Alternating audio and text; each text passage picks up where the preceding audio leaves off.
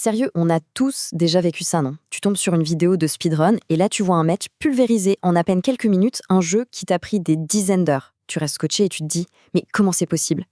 Pour que tu visualises bien le truc, regarde ça. Un classique, The Legend of Zelda, Ocarina of Time. Toi et moi, on va mettre, quoi, une quarantaine d'heures pour le finir tranquillement? Un speedrunner de haut niveau, 18 minutes. Je répète, 18 petites minutes. C'est pas une faute de frappe. L'écart est juste délirant. Alors, la question à 1 million. Comment ils font?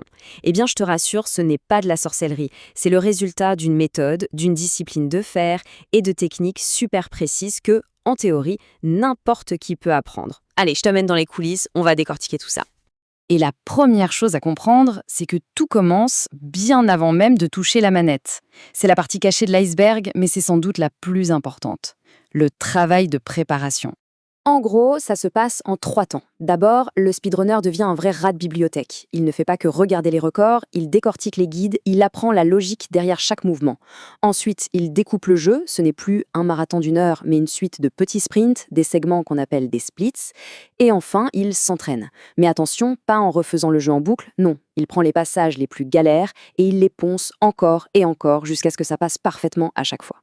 Franchement, la meilleure image pour comprendre ça, c'est celle du pianiste. Il ne va pas jouer une symphonie du début à la fin en espérant que ça s'améliore par magie. Non, il va isoler la mesure qui coince, les quelques notes difficiles, et il va les bosser jusqu'à ce que ses doigts les connaissent par cœur.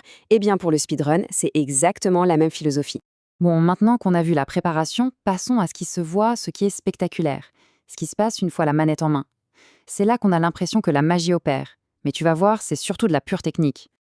Avant même de parler des trucs de fou, il faut parler de la base absolue, le mouvement. C'est l'ABC du speedrun. Pense au saut en longueur dans Super Mario 64, qui permet de passer des niveaux entiers, ou au dash millimétré dans Céleste, qui crée des trajectoires que même les développeurs n'avaient pas prévues.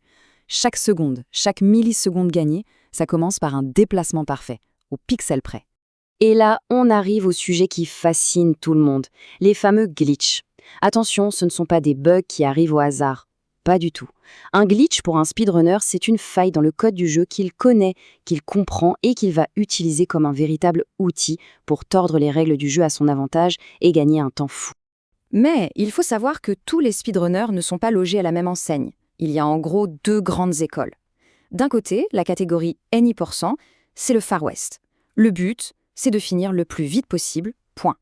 Tous les coups sont permis et surtout, tous les glitches. De l'autre côté, t'as la catégorie glitchless. Là, c'est un défi de pureté.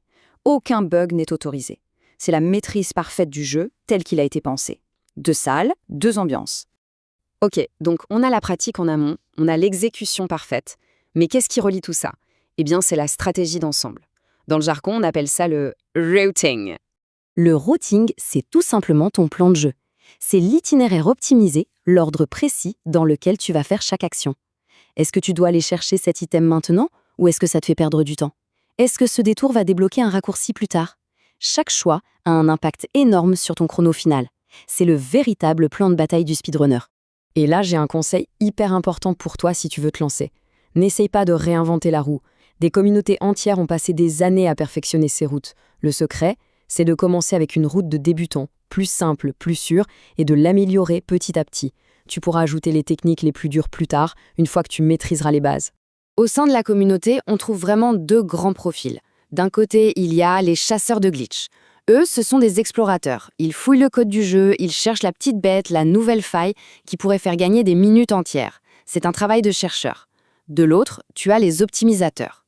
Leur truc, c'est la performance pure. Ils prennent une route qui existe déjà et ils la répètent jusqu'à atteindre l'exécution parfaite.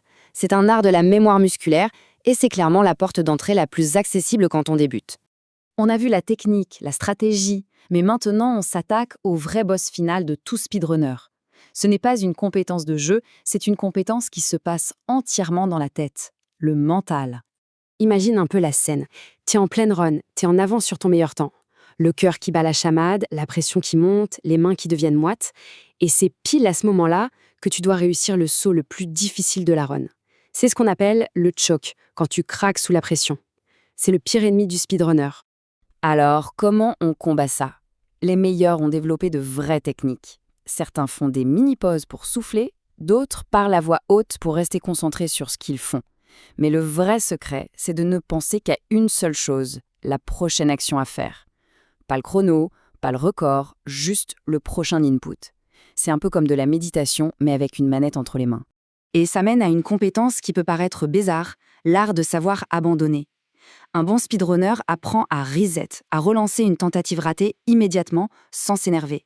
Chaque échec n'est plus une défaite, c'est juste une répétition de plus, un entraînement. C'est cette capacité à gérer la frustration qui fait toute la différence sur le long terme. Au final, quand on met tout ça bout à bout, on se rend compte que le speedrun, c'est bien plus qu'une course contre la montre. C'est une toute nouvelle façon de voir et d'appréhender le jeu vidéo. C'est vraiment une manière de comprendre un jeu dans ses moindres recoins, de maîtriser ses systèmes comme personne. Et les compétences que tu développes au passage, la discipline, la gestion du stress, l'analyse, eh bien elles te servent bien au-delà du jeu. Bon, et si tout ça t'a donné envie d'essayer? Pour commencer, choisis un jeu qui s'y prête bien, avec une communauté active et une durée pas trop longue, comme Celeste ou A Short Hike, c'est parfait. Ensuite, fixe-toi un objectif simple. Ton but, c'est de finir un run, c'est tout. On s'en fiche du chrono pour l'instant. Et surtout, le plus important, dès le premier jour, rejoins le Discord de la communauté du jeu. C'est là que tu trouveras toute l'aide dont tu as besoin. Côté matos, pas de panique, il te faut juste 3 trucs et c'est gratuit. Live Split pour le chronomètre, OBS Studio pour enregistrer tes parties et les revoir, et bien sûr, Discord pour la communauté. Avec ça, t'es paré.